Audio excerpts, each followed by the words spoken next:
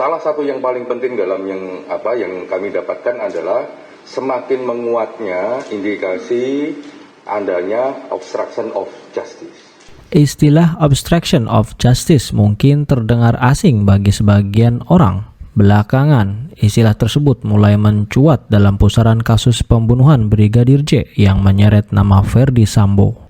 Sebelumnya, Komnas HAM melalui Komisioner Khairul Anam menyebut adanya indikasi kuat terjadinya obstruction of justice dalam kasus kematian Brigadir J di kediaman dinas mantan Kadif Propam Polri, Irjen Ferdy Sambo. Lantas, apa sebenarnya arti dari obstruction of justice ini? Dikutip dari jurnal berjudul Karakteristik Perbuatan Advokat yang termasuk tindak pidana obstruction of justice berdasarkan ketentuan pidana karya Divya Setio dan Irma Cahyaning Tias, istilah obstruction of justice merupakan terminologi hukum yang berasal dari literatur Anglo-Sakon. Dalam ilmu hukum pidana di Indonesia sering diartikan sebagai tindak pidana yang menghambat atau menghalangi proses hukum pada suatu perkara. Obstruction of justice sendiri telah diatur pada pasal 221 KUHP ayat 1 dan 2. Dalam ayat 1 dijelaskan ancaman pidana bagi seseorang yang menolong atau menyembunyikan orang lain yang melakukan tindak kejahatan dengan tujuan agar orang yang bersangkutan terhindar dari penyidikan dan penahanan. Sedangkan dalam ayat 2 dijelaskan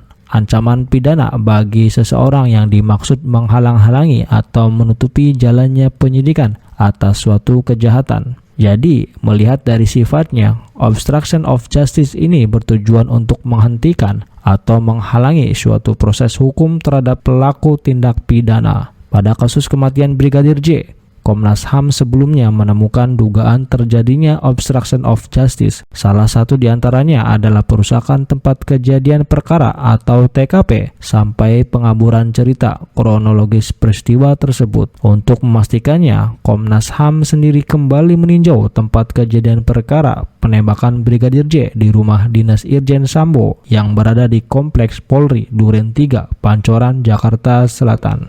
Komnas HAM melakukan dua aktivitas penting, yaitu yang pertama adalah meninjau langsung tempat kejadian peristiwa di Kompleks Polri, dan yang kedua meminta keterangan terhadap Baradae yang ada di Rutan Barreskrim.